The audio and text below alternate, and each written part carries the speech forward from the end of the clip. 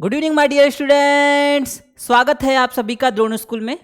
बच्चों, आज हम हिंदी भाषा से संबंधित कुछ उलझाऊ सवाल देखेंगे। उलझाऊ सवाल का मतलब ये है कि जैसा पहले से ट्रेडिशन रहा है, जैसा पहले से क्वेश्चन पूछता रहा है कि आपको गद्यांश देता है, गद्यांश के बाद उसमें क्या पूछता है कि आपसे नॉर्मली ऐसे क्वेश्चन पूछ देता है कि हाँ ये गद्यांश पढ़े हो आप और आप इसका उत्तर दीजिए। ठीक है, मान लो आपको एक गद्यांश देगा, गद्यांश के बाद भाषा में आपसे क्या कहेगा, 5 क्वेश्चन देंगे गद्यांश से संबंधित और उनका उत्तर देना होगा। लेकिन बच्चों, पिछले वर्ष जो प्रश्न में चेंजेस आए हैं, जो बदलाव आए हैं, उन्हें लेके मैं आया हूं, उन्हें आपको बताऊंगा कि ये बदलाव आए हैं, इनके लिए आपको और क्या क्या पढ़ना पड़ेगा।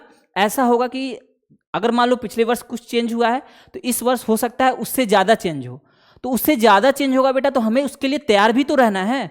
ऐसा नहीं है कि नहीं पिछले वर्ष कुछ चेंज हुआ इस बार फिर पहले जैसा आएगा, नहीं, परिवर्तन होते रहता है। अगर इससे ज़्यादा परिवर्तन हुआ तो हमें अपना कमर कस के रखना है कि नहीं, गलती नहीं करनी है। समझ रहे हो? तो आपकी तैयारी में भाषा का भी महत्व बहुत ज़्यादा है, भाषा सेक्शन का, भाषा खंड का आपका महत्व बहुत ज़्यादा है। तो बेटा ये गलती तो नहीं करनी है। हाँ, तो इसी से संबंधित मैं कुछ उलझाऊ सवाल बताऊंगा आपको कि हाँ भाषा, आपको गद्यांश दिया हुआ है, गद्यांश से संबंधित क्वेश्चन कैसे घुमा के पूछा है और कैसे आपको परेशान कर सकता है, उसके बारे में हम इस वीडियो में चर्चा करेंगे। ठीक है, तो हिंदी भाषा में गद्यांश के बारे में हम बात करेंगे, देखो आगे। ठीक है बेटा, ओके।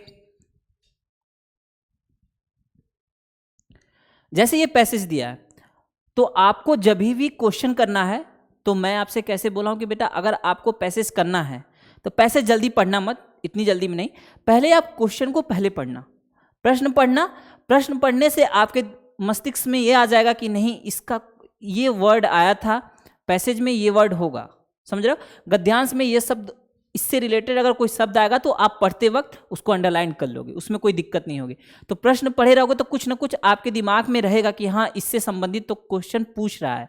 ठीक है, देखना कैसे, मान लो ये पैसेज आपको दिया हुआ है, आप क्या करो, पहले क्वेश्चन को पढ़ लो। हाँ, प्रश्न पढ़ो पहले, लोग पशुओं का दूध पीते हैं। ठीक है, ये पढ़ लिए। उसके बाद बेटा अगला क्वेश्चन है, देखो मैं पैसेज ऐसा किया हूं कि पैसेज आपके हर स्लाइड में पैसेज दिया हुआ हूं ऊपर, और उस दूसरा क्वेश्चन तीसरा क्वेश्चन ऐसे दिया हूं, तो पैसेज को मत देखना, क्वेश्चन देखते जाओ अभी। हाँ, दूसरा है स्थानों में ऊंट होते हैं, स्थानों में ऊंट होते हैं। ठीक है, तीसरा क्वेश्चन आपका है, यदि लोग गाय जैसे पशु रखते हैं तो उन्हें दूध मिलता है। ठीक है, चौथा प्रश्न क्या है, यह है कि जिस दूध का उपयोग करते हैं वह शुद्ध हो। और इसके बाद पांचवा क्वेश्चन है, हानि का अर्थ के समान है। इतना क्वेश्चन हम पढ़ लिए ना, तरीका देखते जाना। हम पहले प्रश्न पढ़े हैं, उसके बाद अब हम पैसेज पढ़ने जा रहे हैं। ठीक है, तो बेटा पैसेज पढ़ो पहले, सबके ऊपर आपका पैसेज दिया हुआ है तो आप पैसेज पढ़ो। ठीक है, पढ़ो अच्छे से। दूध सबसे अच्छा भोजन है, इसमें पानी, चीनी, चर्बी, ब्रैकेट में है वसा, विटामिन और प्रोटीन होते हैं। लोग भिन्न भिन्न पशुओं के दूध पीते हैं। इंग्लैंड और अनेक ठंडे देशों में गाय होती है।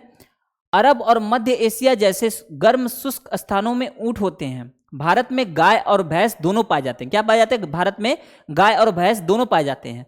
अनेक स्थानों पर बकरियां होती हैं। यदि लोग गाय और अन्य पशु रखते हैं तो उनको बहुत दूध मिलता है। दूध से वे मक्खन और चीज बना सकते हैं। यह जरूरी है कि जिस दूध का हम उपयोग करते हैं वह शुद्ध और विषाणु मुक्त होना चाहिए। ठीक है, विषाणु मुक्त होना चाहिए। अशुद्ध दूध से मानव शरीर को लाभ के बजाय हानि होती है। ठीक है, लाभ के बजाय क्या होगी बेटा? हानि होगी अशुद्ध दूध से। तो ऐसे आप पैसेज पढ़ लिए। पैसेज पढ़ने के बाद फिर आप प्रश्न पढ़ना, प्रश्न पढ़ो और उसके बाद उत्तर देते जाना। जहां भी ऐसा क्वेश्चन आएगा जो आपको फंसाने वाला रहेगा, जो अलग तरीके से पूछा गया होगा, तो बेटा मैं उसको डिस्कस करूंगा, उसको बताऊंगा कि हाँ यहां आप तैयार रहना। हाँ, फिर कैसे, देखो क्या है, लोग पशुओं का दूध पीते हैं, तो यहां देखना, पढ़ो, इसमें दूध सबसे अच्छा भोजन है, इसमें पानी, चर्बी, ऐसे ऐसे जल्दी जल्दी पढ़ना। लोग भिन्न भिन्न, क्या है बेटा? देखना, लोग भिन्न भिन्न पशुओं का दूध पीते हैं। ये तो इजी है, आराम से कर लेना। ठीक है, लोग भिन्न भिन्न पशुओं का दूध पीते हैं, तो यहां एक जैसे नहीं होगा, भिन्न भिन्न आपका बी आंसर सही है। ठीक है, लोग भिन्न भिन्न पशुओं का दूध पीते हैं, यहां तो कोई दिक्कत नहीं होगी ना, यहां दिक्कत नहीं होगी, ठीक है। आगे चलो, दूध सब, अब यहां देखना क्वेश्चन नंबर दूसरा है आपका, रिक्त स्थान है, स्थानों में ऊंट होते हैं। ऊंट कहां होते हैं? देखो, अरब और मध्य एशिया जैसे, देख लेना मैं यहां अंडरलाइन करते जा रहा हूं, अरब और मध्य एशिया जैसे गर्म शुष्क स्थानों में ऊंट होते हैं, ठीक है, गर्म शुष्क स्थानों में। तो यहां क्या हुआ है, यहां दिया है स्थानों में ऊंट होते हैं, शीतल, जमे हुए, गर्म और ठंडे। तो आपका उत्तर क्या है बेटा? यहां है गर्म। इसमें तो कोई दिक्कत नहीं है ना, क्वेश्चन देखो पूछा है और गर्म शुष्क दिया हुआ है, लेकिन यहां शीतल, जमे हुए, ठंडे, तो यहां गर्म ही एक ऐसा है जो मिल रहा है। गर्म स्थानों में ऊंट होते हैं, होता है ना, आप राजस्थान की साइड में जाओगे, भारत में राजस्थान की साइड में जाओगे तो उधर ऊंट पाए जाते हैं, जो रेगिस्तान का साइड है उनका, ठीक है। तो ऊंट कहां पाए जाते हैं? गर्म स्थान पे, ठीक है, ये भी हो जाएगा। तीसरा देखना, तीसरा है, यदि लोग गाय जैसे पशु रखते हैं, ठीक है, यदि लोग गाय जैसे पशु रखते हैं तो उन्हें, तो देखो यहां पढ़ो, देखते जाना, हाँ यहां आ गया लाइन, ये देखना 1 2 3, चौथा लाइन देखना, यदि लोग गाय और अन्य पशु रखते हैं तो उनको बहुत दूध मिलता है। क्या मिलता है बेटा? उनको बहुत दूध मिलता है। तो रखते हैं तो उन्हें दूध मिलता है, बहुत कम, यही फंसोगे, बहुत कम सोचोगे बहुत मिलता है, तो बहुत कम आप कर दोगे, बहुत कम मिलता है, नहीं बेटा ये नहीं होगा, कम नहीं होगा, थोड़ा नहीं होगा, बहुत सारा दूध मिलता है, ठीक है, बहुत दूध मिलता है। कोई दिक्कत नहीं है ना, यहां तक तो कोई दिक्कत नहीं है, ठीक है। आगे चलें, अब चौथा प्रश्न देखो, यह रिक्त स्थान है कि जिस दूध का हम उपयोग करते हैं वह शुद्ध है, शुद्ध हो।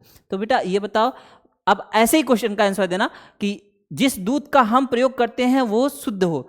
शुद्ध हो आवश्यक है, अनावश्यक है, अनपेक्षित है और गैर जरूरी है। गैर जरूरी भी नहीं होगा, जरूरी है भाई, गैर जरूरी कैसा है? अनावश्यक भी नहीं होगा, अनपेक्षित भी नहीं होगा, आवश्यक। और इसमें देख लो, यहां आपको अच्छे से लिखा हुआ है, यह जरूरी है कि जिस दूध का हम उपयोग करते हैं। बेटा देख लेना, लिखा हुआ है यह जरूरी है, आपको गद्यांश में लिखा हुआ है यह जरूरी है, और उत्तर में दिया हुआ है यह आवश्यक है। यहीं फंसोगे आप, खोजोगे जरूरी कहाँ है, गैर जरूरी लिख दें क्या? गैर जरूरी नहीं, यह जरूरी है, यह आवश्यक है, उसका क्या है? पर्यायवाची है कि नहीं बेटा? गलती यही नहीं करनी है, पैसेज को पढ़ना है। अगर पैसेज में ऐसा दिया है तो ऐसा है कि अगर ये शब्द नहीं है तो इसी से मिलता जुलता शब्द लिखोगे ना। तो आपसे मैं बोलूंगा यह जरूरी है, तो आप बोलोगे नहीं सर यह जरूरी नहीं है, तो ये तो उल्टा हो जाएगा ना। तो पैसे से संबंधित यह जरूरी है मीन्स यह आवश्यक है, आवश्यक है बेटा, ये गलती नहीं करना है, समझ ना। देखो कैसे घुमा रहा है, इसीलिए मैं बोला हूं उलझाऊ प्रश्न। क्यों उलझाऊ प्रश्न है बेटा? पैसेज में आपको दिया है यह जरूरी है, उत्तर में दे रहा है यह आवश्यक है, और आप खोजोगे जरूरी जरूरी नहीं है, सर लास्ट में लिखा है गैर जरूरी, तो गैर जरूरी पे ही कर देते हैं, नहीं होगा ये, ठीक है। क्या होगा? यह आवश्यक है कि जिस दूध का हम उपयोग करते हैं वह शुद्ध हो। बेटा अगर वो दूध शुद्ध नहीं होगा तो आप सोचो आपको कितनी दिक्कत होगी, बहुत सारी बीमारियां हो सकती हैं, आपको कैंसर जनित रोग हो सकते हैं, ठीक है, कैंसर जनित बोल रहा हूं, कैंसर हो सकता है आपको, हाँ। तो इन सब चीजों से बचने के लिए ऐसा होता है ना कि दूध मिलावटी होगा, उसको पियेंगे तो हमारे शरीर में बहुत ज्यादा नुकसान होता है, ठीक है, वो पचेगा नहीं, फिर उससे संबंधित बहुत सारी बीमारियां होंगी। तो यह आवश्यक है, देख रहे हो ना, यह आवश्यक है कि जिस दूध का हम उपयोग करते हैं वह शुद्ध हो।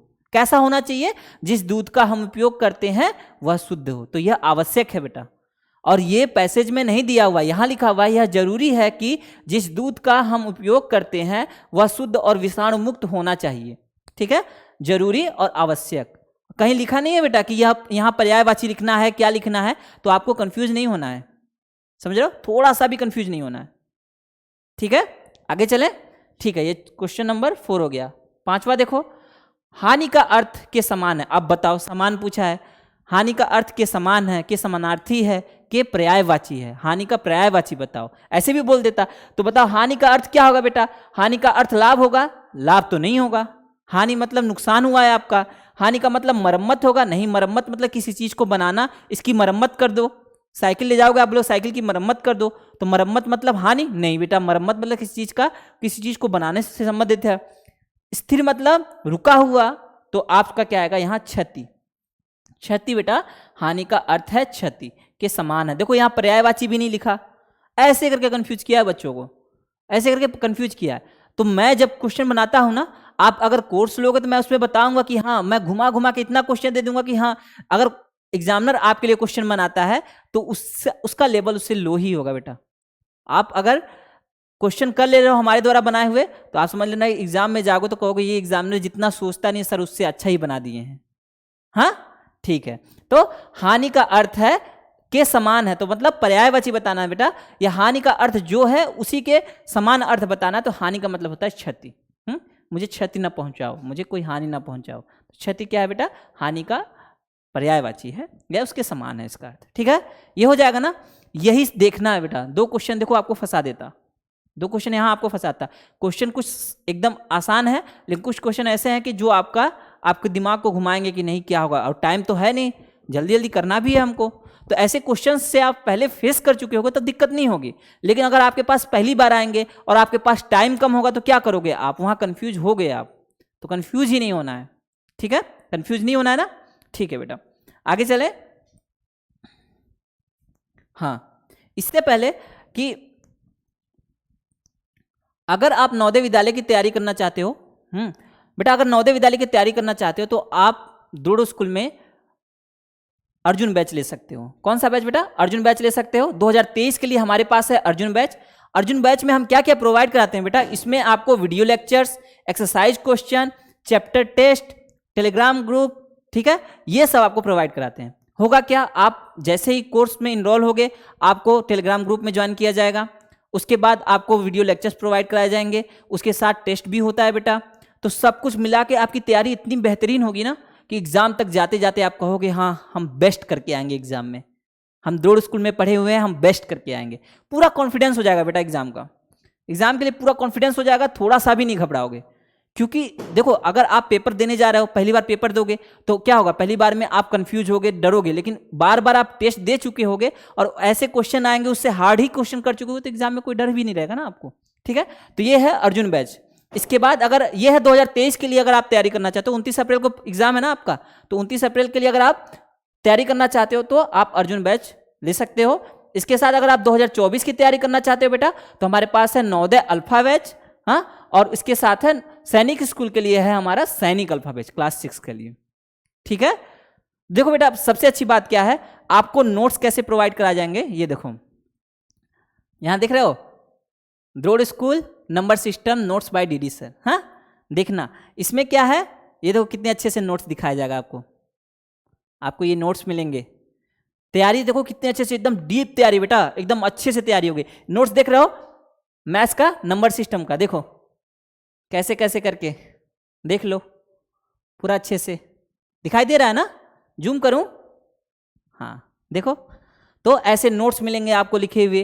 तो आप और इस नोट से क्या फायदा होगा बेटा कि आप एकदम फोकस होकर तैयारी करोगे। ज्यादा देख, जानते हो क्या, मार्केट में इतनी सारी चीजें मिल जाएंगी ना आपको कि क्या पढ़ें क्या ना पढ़ें, लेकिन अगर ऐसे आपको नोट्स मिल रहे हैं एकदम फोकस करके तो आप आसानी से अच्छे तैयारी कर सकते हो। ठीक है, ठीक है बेटा। अगर कोर्स रिलेटेड आपको अगर इस वीडियो में कोई दिक्कत होती है, कोई क्वेश्चन पूछना है तो बेटा ये ग्रुप जरूर ज्वाइन कर लेना। टेलीग्राम ग्रुप है, क्लास 6 के लिए है नवोदय सैनिक 6 और क्लास 9 के लिए है नवोदय सैनिक 9।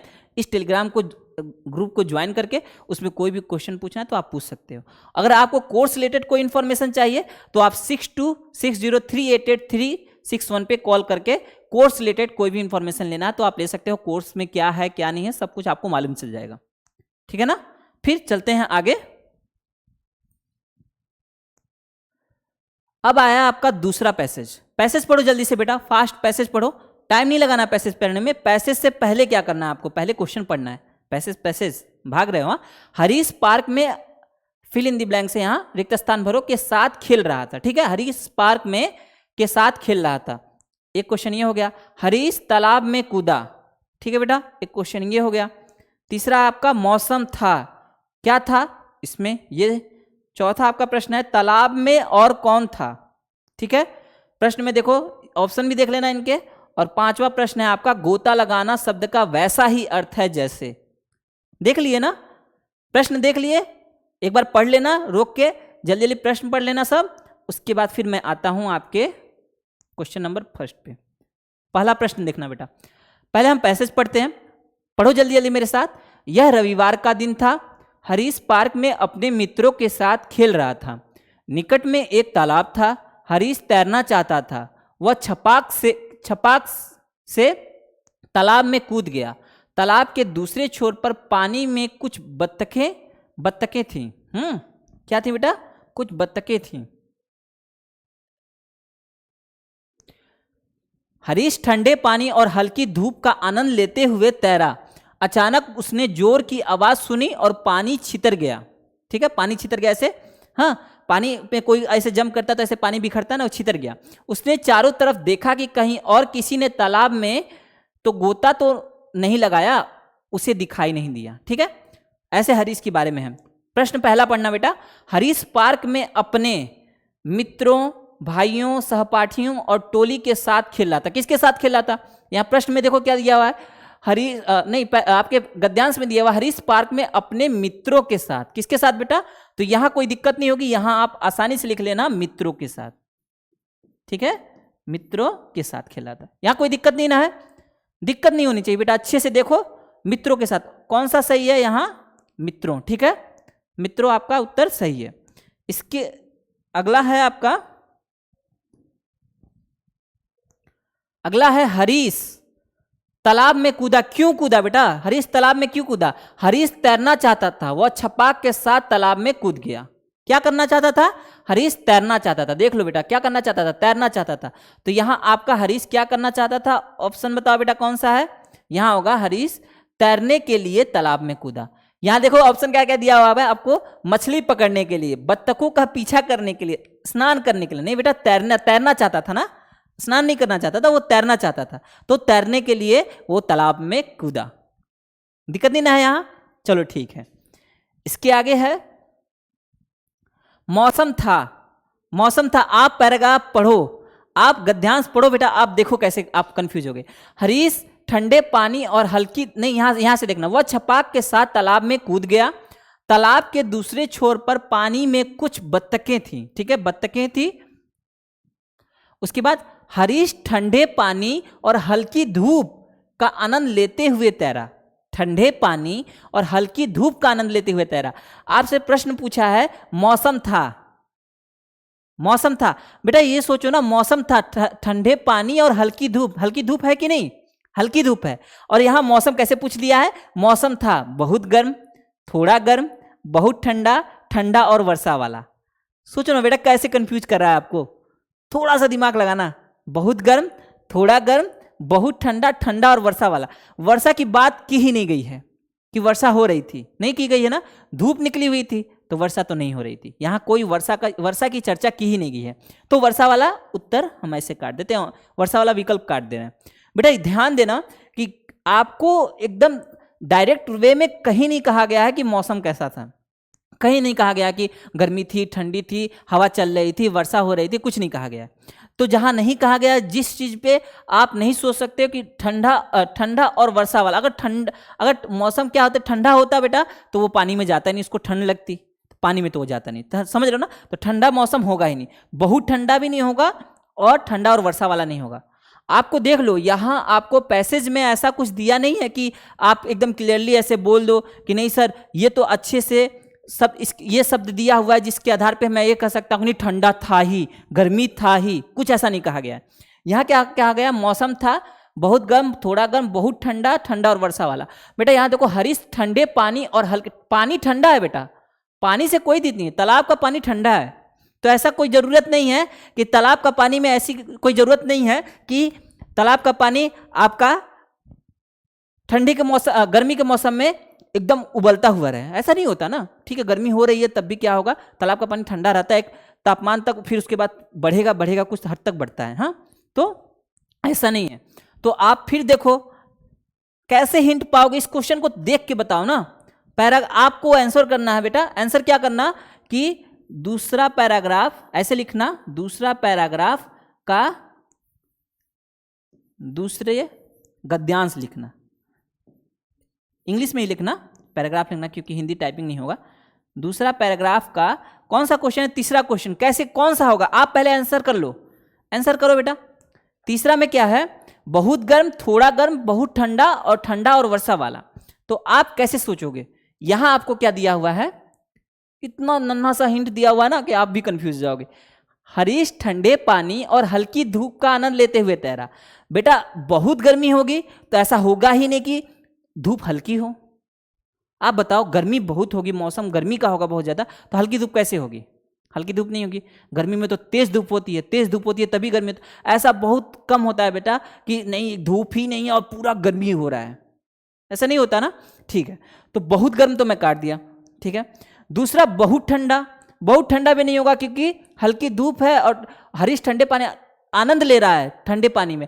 अगर बहुत ठंडा मौसम होगा बेटा तो पानी में कूदेगा तो उसको आनंद तो नहीं मिलेगा, इतना क्लियर रखना। पानी ठंडा है, मौसम भी ठंडा है और वो पानी में कूद रहा है तो उसकी तबीयत तो खराब होनी ही है। ऐसा होता है क्या कि नहीं पूरा ठंडा मौसम बहुत ज़्यादा ठंडा है और उसमें कुछ बच्चे हैं जो पानी में नहा रहे हैं, ऐसा होता है क्या? ऐसा नहीं होता। ठीक है, तो ऐसा नहीं करना, नहीं सर कुछ लोग ऐसे होते हैं कि नहीं बेटा, कुछ होते हैं, एक्सेप्शन की बात नहीं करना। आप एकदम सामान्य स्तर पे देखो कि हाँ ऐसा होता है क्या, ठंड के मौसम में ठंडे पानी में कोई नहा रहा है? नहीं, नहीं होता। ठीक है, बहुत गर्म और बहुत ठंडा तो नहीं होगा। ठीक है बेटा, बहुत गर्म तो बहुत ठंडा नहीं होगा। और आपको थोड़ा गर्म और ठंडा और वर्षा वाले में अंतर करना है। देखो बेटा, वर्षा की चर्चा की ही नहीं गई है, थोड़ी सी भी वर्षा की चर्चा नहीं गई है तो, और ठंडा का मौसम फिर बोल दिया है आपको, तो आप इसको छोड़कर आप बोलना सर थोड़ा गर्म होगा मौसम थोड़ा गर्म होगा, तो उस थोड़े गर्म मौसम में वो गया ठंडे पानी में और नहाने लगा। ठीक है, देख रहे हो कैसे सोच के उत्तर देना पड़ रहा है इसका। तो बेटा ये गलती नहीं करनी है, करनी ही नहीं है ऐसी गलती, समझ में आ रहा है ना? तो ये कर लेते आप। ठीक है, अगर कर लेते तो बहुत अच्छी बात है, नहीं कर पाते बेटा, सॉरी नहीं कर पाते तो आपको क्या करना है कि ऐसे थोड़ा सा दिमाग भी लगाना है, दिमाग लगा के उत्तर देना है। ठीक है, आगे चलें। हाँ ठीक है, ये हो गया आपका थोड़ा गर्म, देख रहे हो। इसके बाद तालाब में और कौन था? तालाब में और कौन था ये तो जी बता दोगे। क्या कहोगे? वह छपाक के साथ तालाब में कूद गया।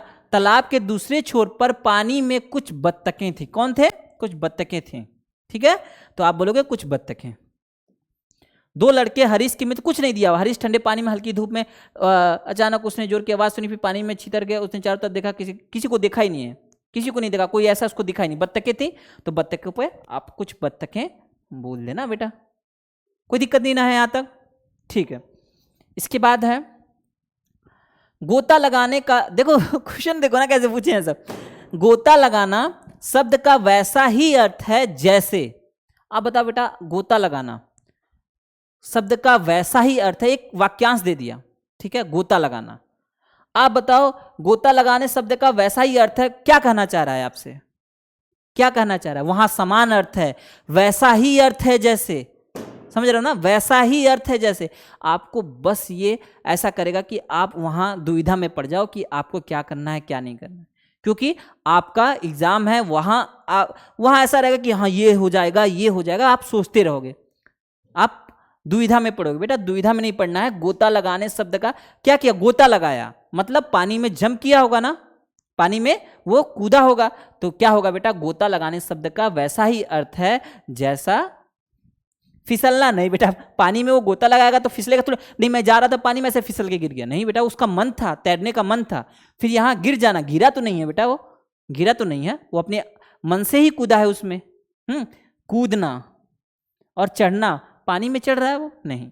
ठीक है, तो देख रहे हो कैसे पूछा है आपसे क्वेश्चन, देख लो, ये इसे ही समझना बेटा। गोता लगाना शब्द का वैसा ही अर्थ है जैसे, तो आपसे इसका पर्यायवाची पूछ रहा है। ठीक है, आपसे ये पूछ रहा है कि ऐसा शब्द बताओ जो इसका पर्यायवाची हो, इसी के समानार्थी हो, इसी के समान अर्थ दे रहा हो। पहले कैसे था? आराम से पूछता था कि इसका पर्यायवाची क्या होगा, इसका विलोम क्या होगा, लेकिन यहां ऐसा कुछ नहीं है। यहां आपको कंफ्यूज करने के लिए ये अपना पैटर्न बदल रहा है, तो आपको भी बदलना होगा, आपको भी उसी आधार पे अपनी तैयारी करनी होगी ताकि परीक्षा में जाके आपको दिक्कत ना हो। ठीक है, समझ रहे हो ना? ठीक है, आगे चलते हैं। ये हो गया तो कूदना, गोता लगाना शब्द का वैसा ही अर्थ है जैसे कूदने का। ठीक है, कूदना का। आगे चलें, इसके बाद है अगला आप गद्यांश पढ़ो बेटा, इसमें देखो क्या है, पढ़ो जल्दी से मेरे साथ पढ़ोगे? अच्छा ठीक है, पढ़ो। कैसे है? सांप रेंगने वाले कहे जाने वाले प्राणियों की श्रेणी में आते हैं, रेंगने वाले कहे जाते हैं सांप को, ठीक है। इस समूह में मगरमच्छ, छिपकलियां, ठीक है। तो बेटा अगर आप पैराग्राफ पढ़ रहे हो तो इसके पहले क्या करना है, आपको प्रश्न पढ़ना है, ठीक है। मैं फिर पैराग्राफ पढ़ने लगा, आपको प्रश्न पढ़ना है। पहले प्रश्न पढ़ो जल्दी से। सांपों को छिपकली, सल्क, रेंगने वाला, कछुआ कहा जाता है, ठीक है। पहला प्रश्न ये हो गया। दूसरा क्या है? सांप कहाँ जीवित नहीं रह सकते हैं? बड़े बर्फ से जमे स्थानों में, मरुस्थलों में, वनों में और झीलों में, ठीक है। इसके बाद है आपका सांपों की कमजोर होती है, ठीक है। सूंघने का बोध में, सुनना में, स्पर्श बोध में और दृष्टि में, ठीक है। इसके बाद है रिक्त स्थान है, सांपों को चोट लगने से बचाती है। जीभ, सल्क, मृत चमड़ी, नाक। जीवित रहना शब्द का अभिप्राय है, हाँ क्या है? जीना, चलना, पलायन करना, संबंधित होना, ठीक है। तो बच्चों आप अब क्वेश्चन, आप पैराग्राफ पढ़ो, गद्यांश को पढ़ो, ठीक है। सांप रेंगने वाले कहे जाने वाले, पढ़ो जल्दी से। सांप रेंगने वाले कहे जाने वाले प्राणियों की श्रेणी में आते हैं। इस समूह में मगरमच्छ, छिपकलियां, कछुओं को भी शामिल किया गया है। सांप वनों, मरुस्थलों और झीलों आदि सभी जगह पाए जाते हैं। वे साल भर बर्फ से ढके रहने वाले स्थानों में जीवित नहीं रह सकते। कहाँ नहीं रह सकते जीवित? बर्फ से ढके स्थानों में, हाँ। सांपों की दृष्टि बहुत कमजोर होती है। क्षति से बचने के लिए और भोजन पाने के लिए वे अन्य इंद्रियों का उपयोग करते हैं। कुछ सांप अपनी नाक से सूंघते हैं, पर अधिकतर वे जीभ से सूंघते हैं। सांप का शरीर कोशिकाओं की परतों से बनी सल्कों से ढका रहता है। वर्ष में कई बार सांप अपनी मृत चमड़ी की बाहरी परत छोड़ देता है। उसके नीचे की कोशिकाएं तुरंत बाहरी परत का निर्माण कर देती हैं, जो सांप की सुरक्षा करती हैं, ठीक है। पढ़ लिए? अच्छे से पढ़ लिए बेटा, ठीक है। आगे चले, अब प्रश्न देखते हैं। पहला है, सांपों को कहा जाता है। सांपों को छिपकली कहा जाता है? नहीं। सांपों को सल्क कहा जाता है। सल्क क्या है बेटा? उनके शरीर पे रहते हैं। सल्क क्या है? कोशिकाओं की परत से बनी सल्कों से उनका शरीर ढका रहता है। सल्क से नहीं बेटा। रेंगने वाला, हाँ रेंगने वाला का। सांप को कछुआ कहा जाता है? नहीं बेटा। सांप को क्या कहा जाता है? सांप रेंगने वाले कहे जाने वाले, ठीक है। रेंगने वाले कहे जाने वाले, ये देख रहे हो बेटा। तो इसका सही उत्तर है आपका रेंगने वाला। क्या है? रेंगने वाला। दिक्कत नहीं ना है? ठीक है, आगे चलें। सांप कहाँ जीवित नहीं रह सकते हैं? बेटा देखो, सांप वनों, मरुस्थलों और झीलों आदि सभी जगह पाए जाते हैं। पाए जाते हैं मीन्स वो जीवित रहते हैं, ठीक है। वे साल भर बर्फ से ढके रहने वाले स्थानों में जीवित नहीं रह सकते। जहां बर्फ, मतलब ऐसा होता है ना, कई कई स्थान ऐसे होते हैं जहां साल भर बर्फ गिरते रहते हैं और बर्फ की मोटी चादरें वहां रहती हैं। बर्फ की मोटी चादर से पूरा आपका जो जमीन होगा वो ढका रहेगा, तो वहां सांप नहीं रह सकते हैं, ठीक है। तो कहाँ है सांप? कहाँ जीवित नहीं रह सकते हैं? बर्फ से जमे स्थानों में, ठीक है। तो इसका सही उत्तर पहला ही मिल गया। मरुस्थलों में नहीं, वनों में नहीं, झीलों में, इन तीनों जगहों पे तो ये जीवित रहते हैं। देखो, सांप वनों, मरुस्थलों और झीलों आदि सभी जगह पाए जाते हैं, मतलब वहां जीवित रहते हैं और पाए जाते हैं। आप जाओगे तो वहां सांप मिल जाएंगे, ठीक है। तो आपका सही उत्तर है बर्फ से जमे स्थानों में। अगला है, सांप का की कमजोर होती है, ठीक है बेटा। तो सांपों की दृष्टि देख लेना, जीवित नहीं रह सकते। सांपों की दृष्टि बहुत कमजोर होती है। क्या कमजोर होती है बेटा? सांपों की दृष्टि बहुत कमजोर होती है। तो आप कहोगे दृष्टि में। क्या है? सूंघने के बोध में नहीं, सुनना में नहीं, स्पर्श बोध में नहीं, दृष्टि में। किसमें कमजोर होते हैं? दृष्टि में। कोई दिक्कत नहीं ना है? ठीक है।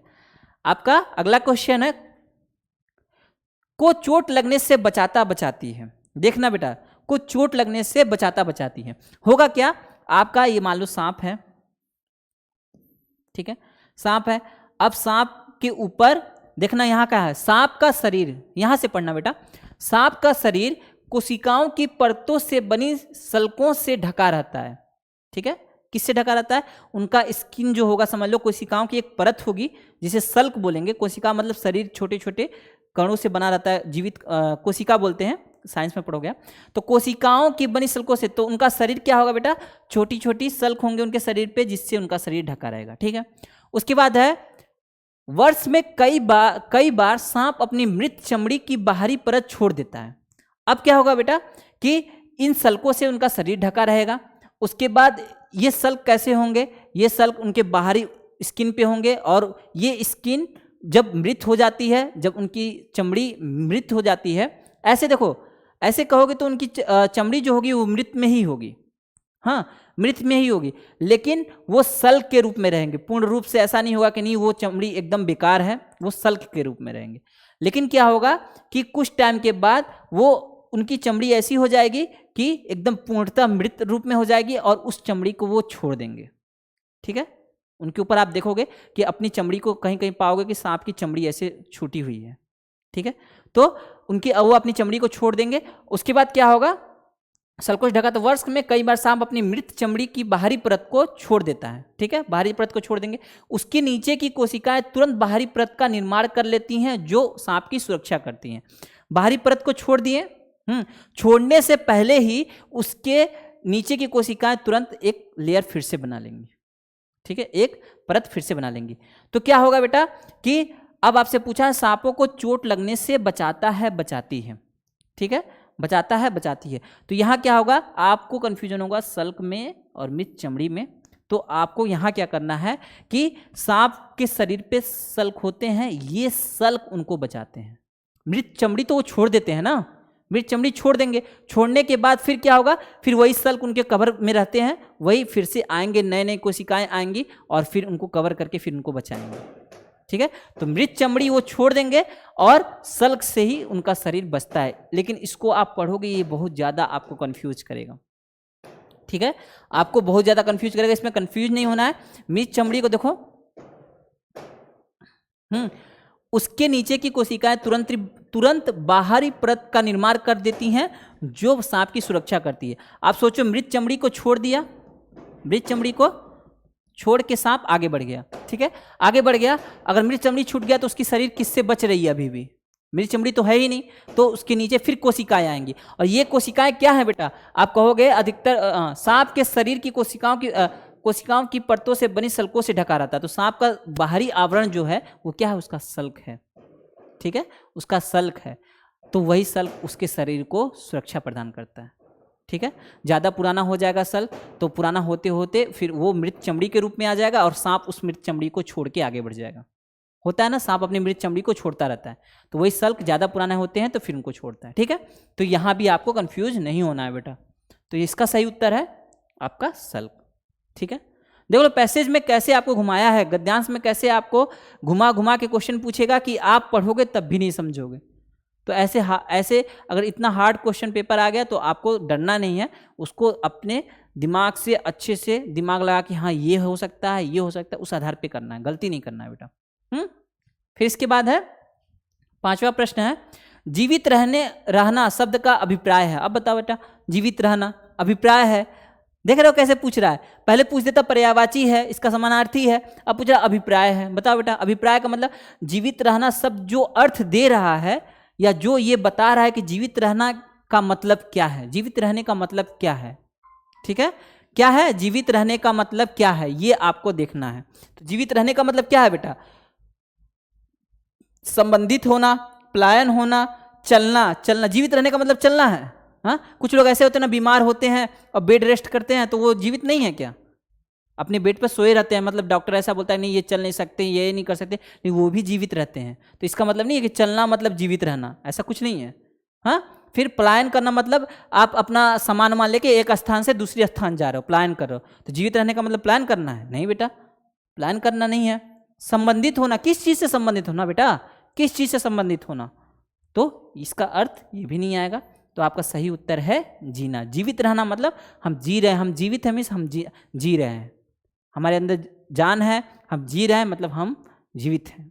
ठीक है ना, तो जीवित रहने का शब्द का अभिप्राय क्या है, जीना। यहाँ दिक्कत नहीं होगी ना, ठीक है बेटा। अगला पैसेज 5 क्वेश्चन होगा इसके। आपका अगला पैसेज है, एक बार हम गांव गए, पढ़ना इसको मेरे साथ। ठीक है, एक बार हम गांव गए जहां अनेक परिवार अपने बनाए हुए चिकनी मिट्टी के बर्तन बेच रहे थे। बर्तन कैसे थे, चिकनी मिट्टी के। ठीक है, तो पहले प्रश्न पढ़ लो, उसके बाद फिर पैराग्राफ पढ़ना। मैं पहले ही पैराग्राफ खुद भूल जा रहा हूँ। ठीक है, पहले प्रश्न पढ़ो, उसके बाद पैराग्राफ पढ़ना। आपका प्रश्न क्या है, कुछ परिवारों ने चिकनी मिट्टी के बनाई। ठीक है, क्या बनाए, मेज और कुर्सियां, फल और सब्जियां, खिलौने और बर्तन और गुल्लक। हाँ, उसके बाद है बेटा, हम मुश्किल से ही फलों और असली में अंतर कर पाते हैं। ठीक है, प्राकृतिक, कृत्रिम, भूल, यथार्थ। ठीक है बेटा, इसके आगे है ऐसे शब्द हैं क्रिया, क्रिया विशेषण, विशेषण समुच्चय बोधक। फिर है रिक्त स्थान है भेद का समानार्थी है, अंतर, मिश्रण, भ्रम और अशुद्ध। ठीक है, इसके बाद है बेटा प्रत्येक का वही अर्थ है जो रिक्त स्थान का है। ठीक है, विशिष्ट, सटीक, हरेक और कुछ। समझे, प्रश्न पढ़ लिए। अब आपको गद्यांश पढ़ना है, पढ़ो बेटा गद्यांश।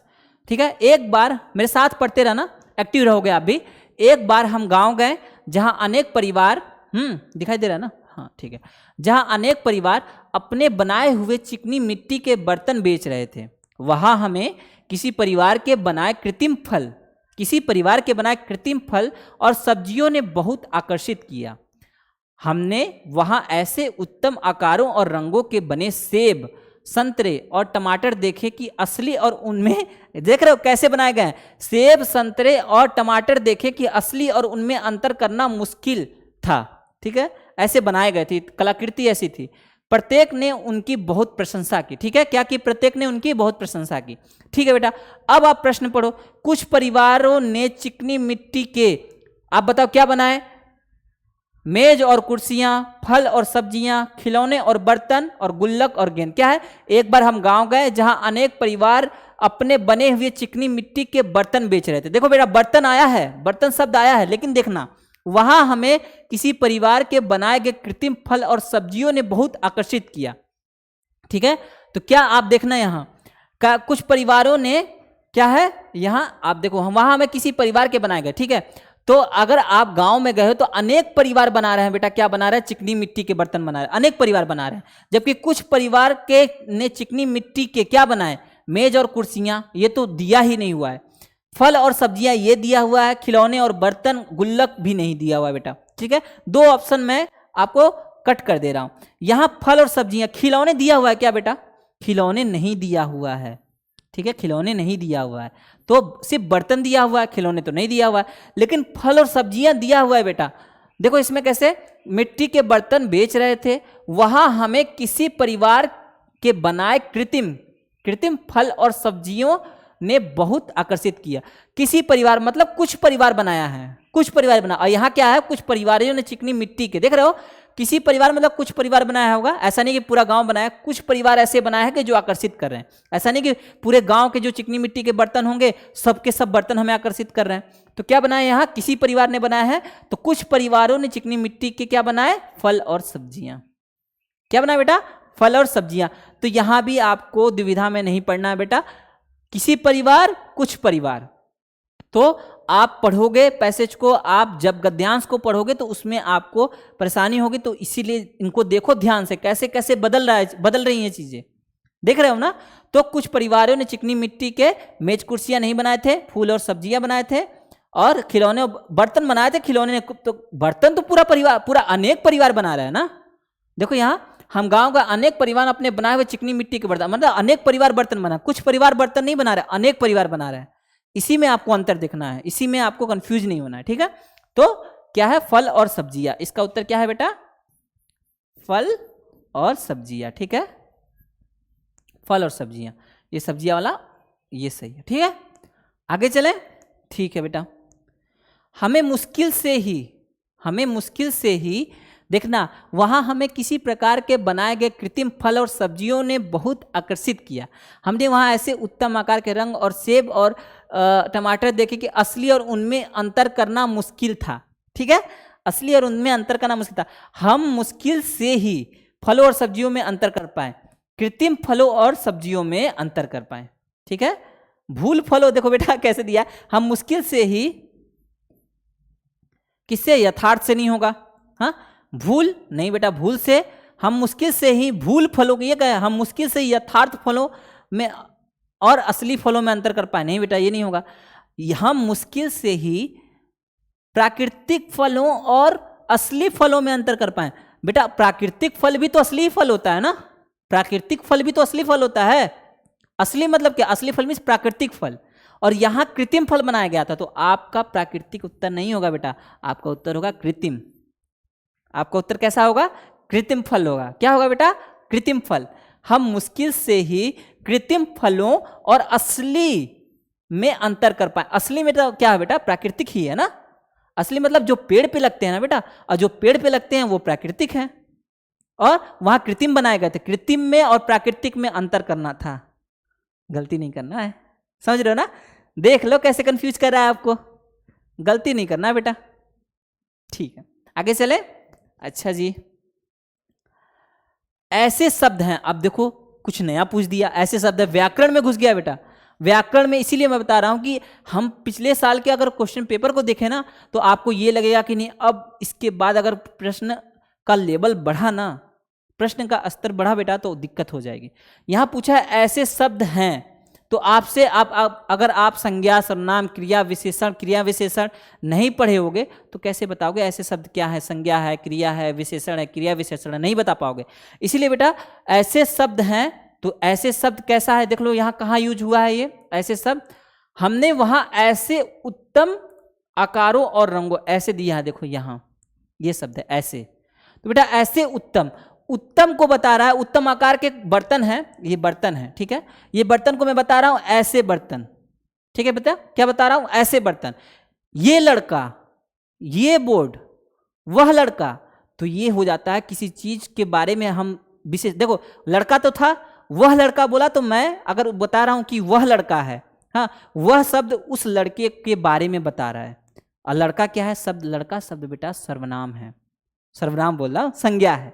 लड़का शब्द संज्ञा है, और संज्ञा के बारे में जब कोई बात बताई जाती है, जब कोई शब्द संज्ञा के बारे में बताता है, तो उसे क्या बोलेंगे, वो हो जाएगा विशेषण, ठीक है, वो हो जाएगा विशेषण। तो वही है, ऐसे उत्तम आकारों, आकार के बारे में बता रहा है, ऐसे उत्तम, उत्तम आकार के बारे में बता रहा है, उत्तम आकार के बारे में ऐसे शब्द बता रहा है, और ऐसे सर्व हो जाएंगे आपके सर्वनाम। ये ऐसे विशेषण है जो सर्वनाम से बनते हैं। वह लड़का, लड़का, वह, लड़के के बारे में वह शब्द बता रहा है, ये वह शब्द विशेषण है। लड़के के बारे में वह शब्द बता रहा है, तो यह वह शब्द विशेषण है। लेकिन वह शब्द विशेषण में भी कई प्रकार होते हैं बेटा, तो वह शब्द सर्वनामिक विशेषण है, सर्वनाम से बना हुआ है।